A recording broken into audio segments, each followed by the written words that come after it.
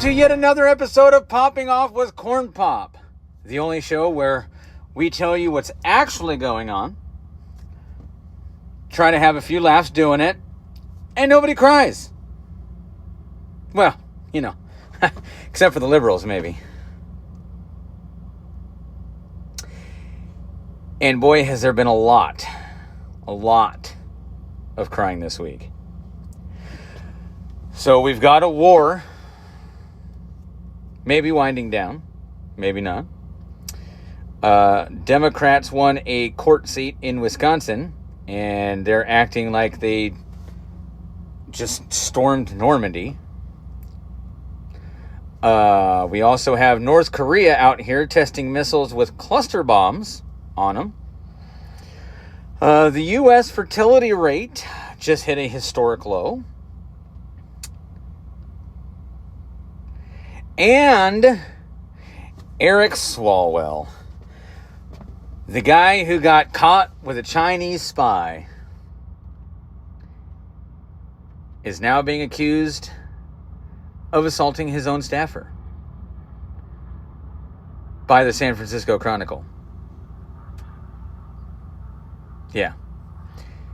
His own people came for him. So, we'll get to that.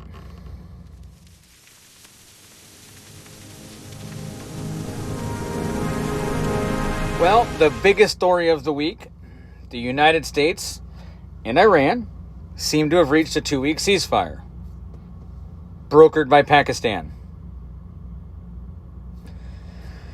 Pakistan brokering Middle East peace. That's not really a sentence I ever expected to say on this show. But hey, here we are. 2026, baby. Nothing makes sense and everything is on fire. Sometimes literally. But anyways, Trump announced a deal on social media, calling it a, quote, double-sided ceasefire. He also said that Iran had put forward a workable 10-point peace plan. So, a workable plan. That seems to be pretty high praise from Trump.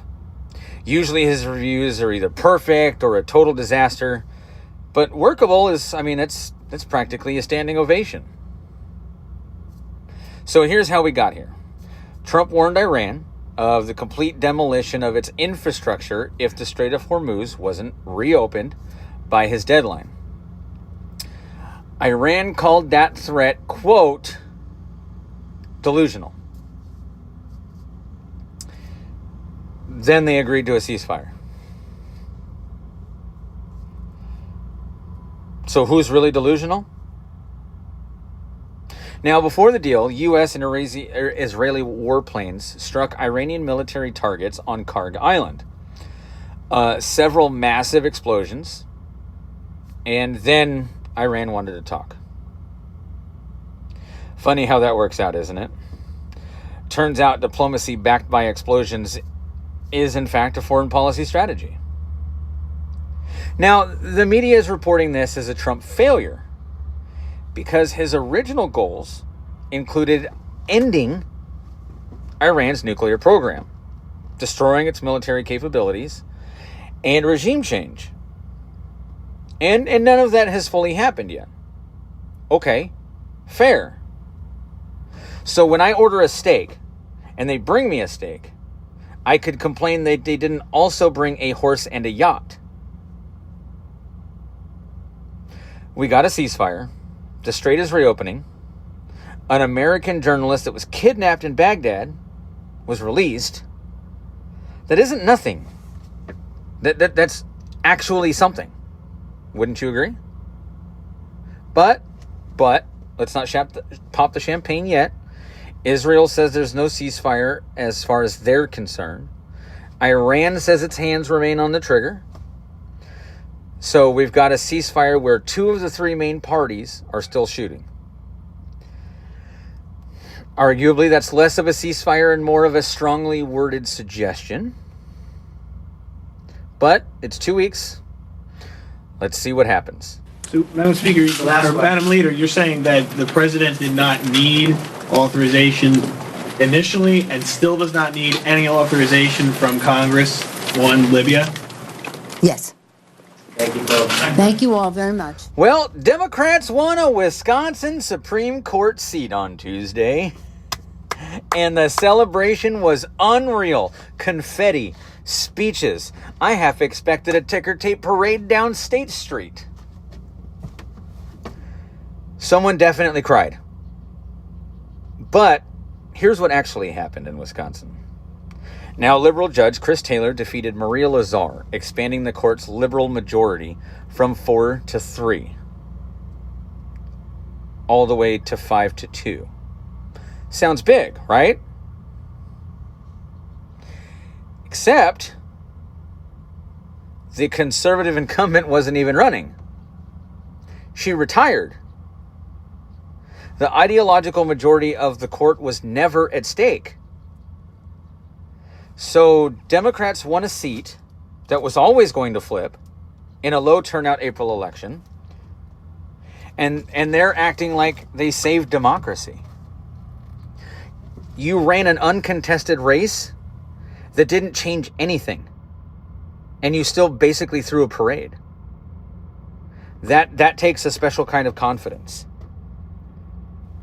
Oh, and not to mention, on election day itself, the Democrat candidate, Chris Taylor, was reportedly caught filming campaign videos within 100 feet of a polling place while people were actively voting.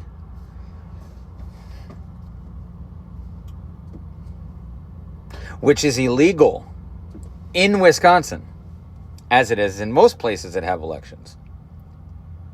Now, really sit with this. If a Republican had done that, we would still be talking about it in 2031. There would be a documentary. Merrick Garland would rise from his grave. But since it was a Democrat, nothing. Not a peep. The same people who spent 4 years telling us democracy was on the line couldn't find 30 seconds to cover someone breaking election law on election day. But hey, Wisconsin voted for Donald Trump in November 2024. So maybe pump the brakes on the whole blue wave narrative. Just a touch. If I told you all earlier when I was a kid I had a cleft palate or a club foot, none of you would have laughed. But it's okay to laugh at stuttering. I'm not being critical of you, but think about it. It's the one place where people think you're stupid. Oh, really? I'm a hell of a lot smarter than most of you. But all kidding aside. New rules, America. We need to talk. New rule. Stop calling it a fragile ceasefire when what you mean is Trump's ceasefire that I don't want to give him credit for. Just say it. The words won't hurt you that much. New rule. North Korea tested ballistic missiles with cluster bomb warheads this week. It got 4 minutes of coverage. 4 minutes! Kim Jong-un is out here launching weapons that sound like a supervillain, a supervillain shopping list. And the media gave it less time than a segment on gluten.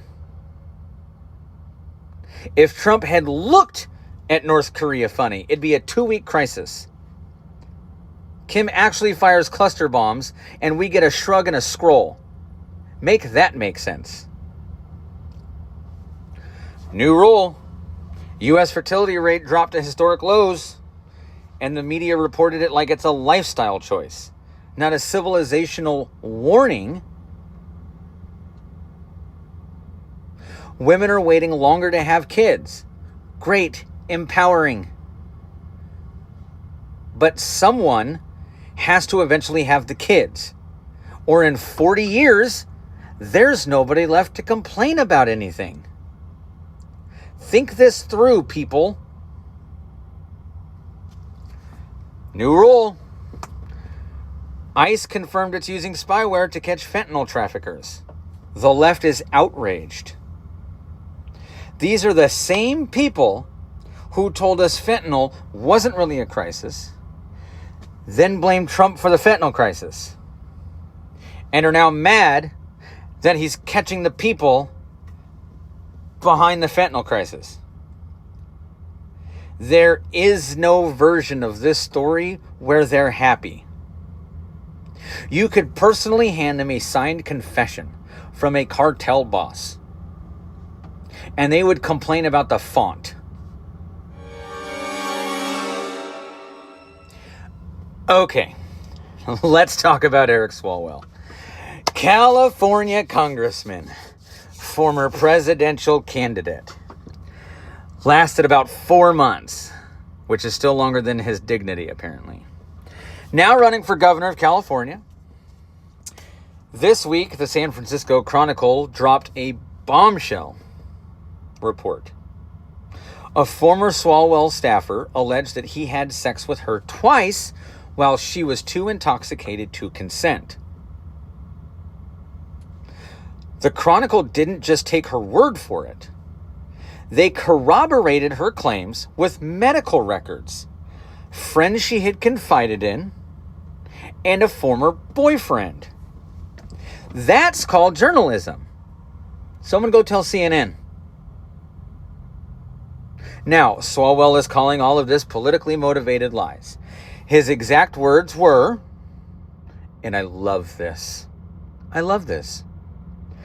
Quote, "This is false. Outrageous rumor is being spread by flailing opponents who have teamed up with MAGA conspiracy theorists."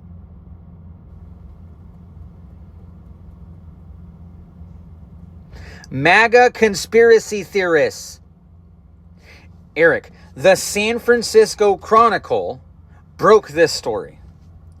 That paper hasn't endorsed a Republican since the Eisenhower administration. These are your people. Your people coming for you. And it's not just one woman. Not just one.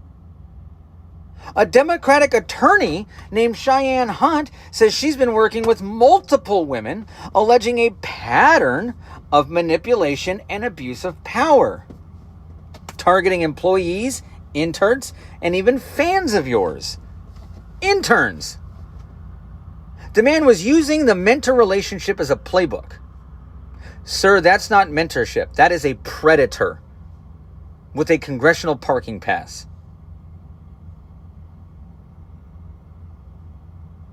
Oh, and remember Fang Fang?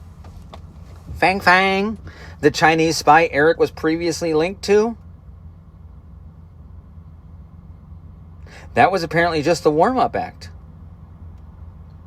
Because apparently the man has more scandals than a soap opera and keeps running for higher and higher office. That takes a special kind of something. I don't want to say what it is, but it's something. Here's the part that really gets me. The chairman of the California Democratic Party called the allegations deeply disturbing and said victims must be heard and believed. These are the same Democrats who spent years saying believe all women, right up until the woman was accusing one of their own. Then suddenly it's, well, let's get the full picture before we believe everything. Let's just hear them out first. The full picture is right there in the San Francisco Chronicle, with medical records attached. His campaign chair resigned. His senior staffer resigned. The California Teachers Association suspended their endorsement. Even the people closest to him are running away from him.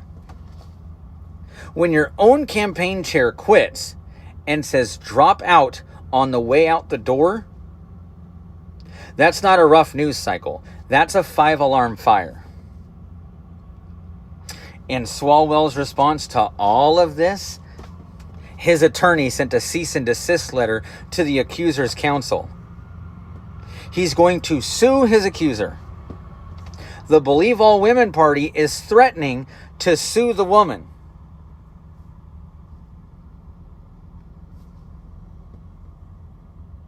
You truly cannot make this up.